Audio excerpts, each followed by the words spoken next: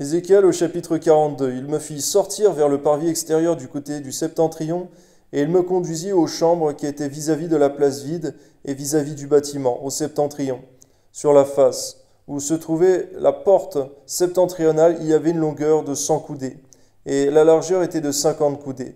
C'était vis-à-vis des 20 coudées du parvis intérieur et vis-à-vis du parvis extérieur, là où se trouvaient les galeries des 3 étages.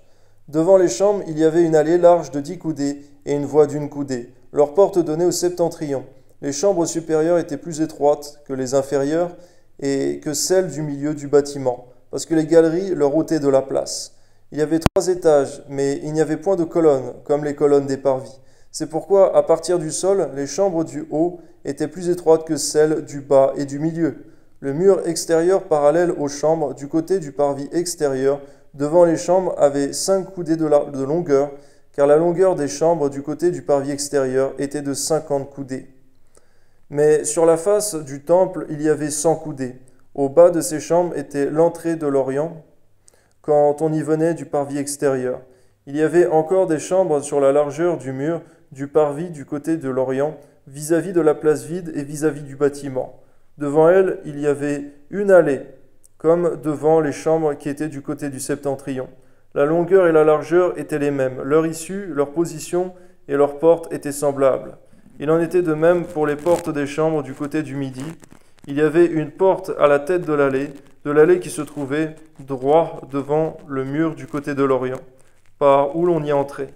Il me dit, les chambres du septentrion et les chambres du midi qui sont devant la place vide, ce sont les chambres saintes, où les sacrificateurs qui s'approchent de l'Éternel mangeront les choses très saintes. Ils y déposeront les choses très saintes, les offrandes, les victimes présentées, dans les sacrifices d'expiation et de culpabilité, car le lieu est saint.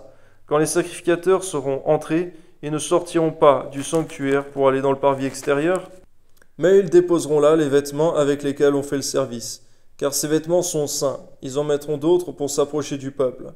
Lorsqu'il eut achevé de mesurer la maison intérieure, il me fit sortir par la porte qui était du côté de l'Orient. Et il mesura l'enceinte tout autour.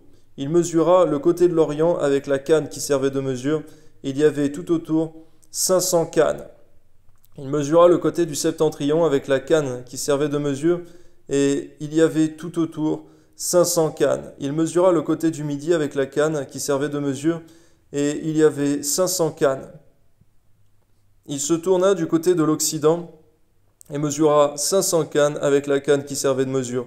Il mesura des 4 côtés, le mur formant l'enceinte de la maison. La longueur était de 500 cannes, et la largeur de 500 cannes. Ce mur marquait la séparation entre le saint et le profane.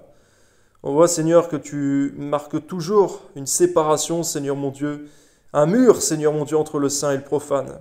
C'est aussi pourquoi, Seigneur mon Dieu, tu nous expliques dans ta parole, Seigneur mon Dieu, que ce qui nous sépare de toi, c'est le péché, qui crée un mur comme un fossé entre toi et nous, Seigneur mon Dieu, car tu es saint, et tu ne peux supporter le péché, tu ne peux tolérer, Seigneur. Permets-nous, Seigneur, d'avoir une vie consacrée, sanctifiée, Seigneur mon Dieu, une vie pure, Seigneur mon Dieu, oui, consacrée, selon ta conduction, Seigneur, afin de nous approcher de toi avec puissance, et dans le nom de Jésus, par ta grâce, Seigneur, parce que c'est par ton Fils que nous pouvons nous approcher de toi librement, Seigneur mon Dieu, mais c'est cette consécration, cette vie de sanctification qui nous permet, Seigneur, de sentir ta présence et de la manifester avec puissance. Toi seul soit la gloire, Père, au nom de Jésus, Amen.